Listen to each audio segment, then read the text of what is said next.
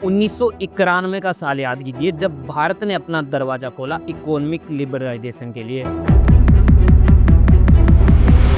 If we don't wake up now, we would have mortgaged the economic independence of this country. A crisis, therefore, is also an opportunity. And I am going to use this crisis to begin a process of structural change. There have been problems, some problems beyond our control. That's the message of structural change.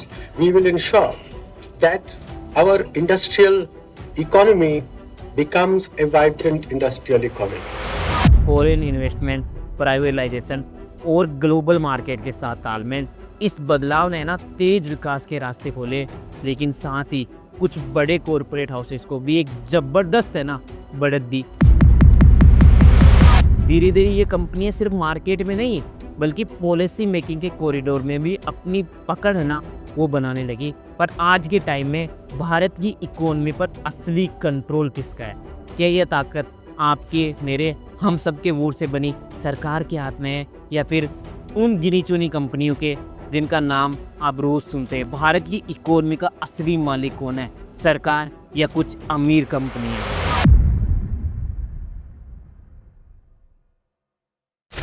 Big 5 corporate groups Reliance, Tata, Aditya Birla, Adani, भारतीय telecom, इनका non financial sector में property share 1991 में 10% था, लेकिन 2021 तक बढ़कर लगभग 18% हो गया है। टेलीकॉम की बात करें तो फाइनेंशियल ईयर 2015 में कुल मार्केट का 46.5% था, जो कि फाइनेंशियल ईयर 2024 तक बढ़कर 71.9% हो गया है। पर इससे आम आदमी को कैसे नुकसान पहुंचता है, चलिए देखते हैं। 2015 में एयरटेल, वोडाफोन, आइडिया और कई छोटे ऑपरेटर्स थे।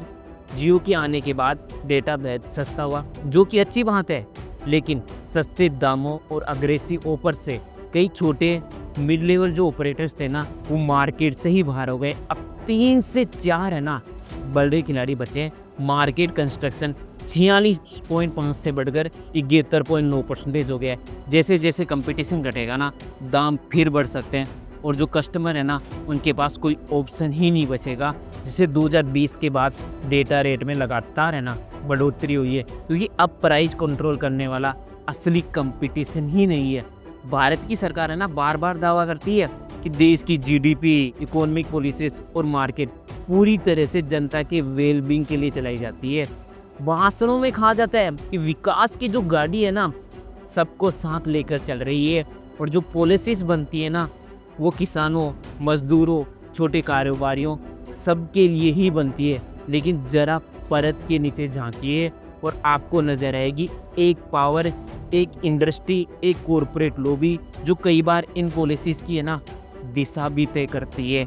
आज ये हालात है कि कई सेक्टर्स जैसे टेलीकॉम, एनर्जी, इंफ्रास्ट्रक्चर, कुछ ही बड़े प्लेयर्स के हाथ में इनकी पावर इतनी ज़्यादा है कि पॉलिसी में होने वाले जो बदलाव, टैक्स नियम, फॉरेन ट्रेड, इन्वेस्टमेंट भी इनके फेवर में डर जाते हैं।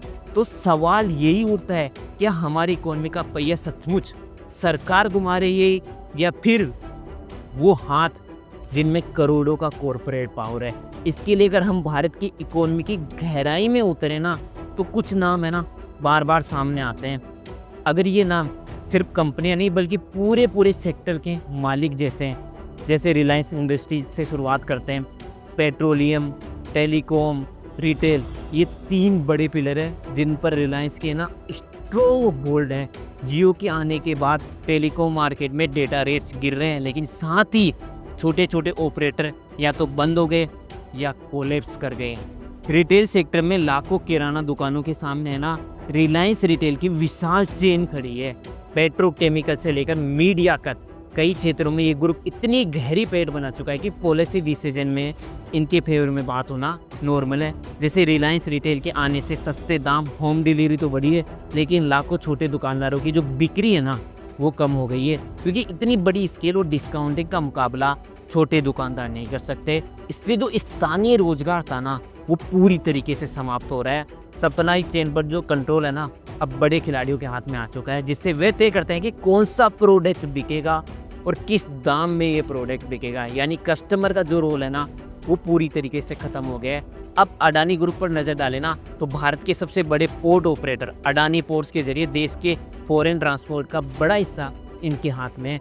पावर जनरेशन, कोल माइनिंग और हाल ही में एयरपोर्ट मैनेजमेंट में इनकी तेज़ी से बढ़ती पकड़ चर्चा में आई है। शेयर मार्केट में अडानी समूह को लेकर विदेशी रिपोर्ट्स वैल्यूएशन पर सवाल उठ चुके हैं, लेकिन इसके बावजूद भी है ना देश में इनके प्रोजेक्ट्स है ना लगातार बढ़ते जा रहे हैं। उदाहरण के लिए अडानी पावर लिमिटेड कई राज्यों में है ना शुरुआत में अडानी पावर के कारण बिजली के जो बिल थे ना कम हुए, लेकिन लंबे समय से रेट बढ़ रहे हैं। अब कस्टमर के पास है ना प्रोवाइडर बदलने का ऑप्शन ही नहीं रहा। ऐसा ही है टाटा समूह, इतिहास पुराना है, फैलाव है ना सबसे ज़्यादा है। Tata steel, Tata Motors, TCS, air India, ये कुछ बड़े नाम हैं। टाटा का इम्पैक्ट सिर्फ बाजार में ही नहीं बल्कि गवर्नमेंट पॉलिसीज में भी दिखता है। खासकर जब बड़े प्रोजेक्ट, इंफ्रास्ट्रक्चर या टेक्नोलॉजी प्रोजेक्ट्स की बात होती है ना तो कई बार टाटा ग्रुप को पार्टनर इन नेशन बिल्डिंग भी कहा गया है। लेकिन इसके साथ सवाल भी उठते हैं, क्या इतना बड़ा फैलाव हेल्थी कंपटीशन के लिए ठीक है या नहीं। बाकी बड़े खिलाड़ी भी कम नहीं है। बिरला ग्रुप सीमेंट, मेटल्स और फाइनेंस सेक्टर में मजबूत है, तो इन्फोसिस और अन्य IT कंपनियां भारत की डिजिटल इकोनॉमी का अहम हिस्सा है। बैंकिंग, इंश्योरेंस, एनर्जी, कई सेक्टर में चंद कंपनियां ही टॉप पर है। इन सभी का असर सिर्फ बाजार पर नहीं पड़ता है बल्कि पॉलिसीज और लॉज पर भी इनका असर दिखाई देता है। जब हम भारत की इकोनॉमी में बड़े कॉर्पोरेट हाउसेस के रोल को देखते हैं ना तो तस्वीर है ना दो हिस्सों में बटी हुई नजर आती है। एक तरफ दिखाई देता है फ़ायदा, दूसरी तरफ कुछ चुनौतियां भी सामने आती है। फ़ायदा ये है कि लार्ज कॉर्पोरेट इन्वेस्टमेंट देश में एम्प्लॉयमेंट के नए अवसर पैदा करते हैं। ह्यूज इंफ्रास्ट्रक्चर प्रोजेक्ट्स जैसे metro, highway, port, power plant, इनकी कैपिटल और मैनेजमेंट कैपेबिलिटी से काम तेज और बड़े पैमाने पर होता है। इन कंपनियों के पास टेक्नोलॉजी और स्किल ट्रेनिंग के रिसोर्सेज होते हैं, जिससे देश के ह्यूमन रिसोर्सेज की जो क्वालिटी है ना वो भी बढ़ जाती है। इसके अलावा इंटरनेशनल मार्केट में भारत की पहचान मजबूत करने में इनकी अहम भूमिका है, चाहे वो IT सर्विसेज में हो, ऑटोमोबाइल्स में हो या रिटेल ब्रांड्स में हो।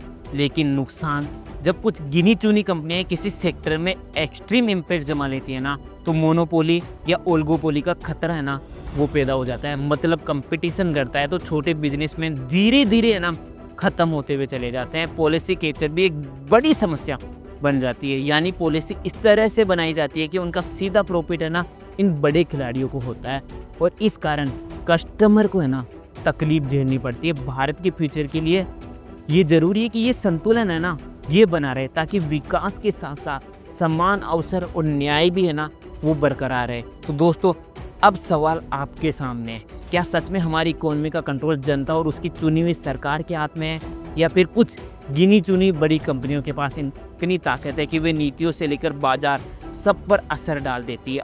आपका जवाब है ना इस डिस्कशन को और गहरा बना सकता है। नीचे कमेंट में अपनी राय जरूर लिखें, खुलकर लिखें, बिना हिचक के लिखें।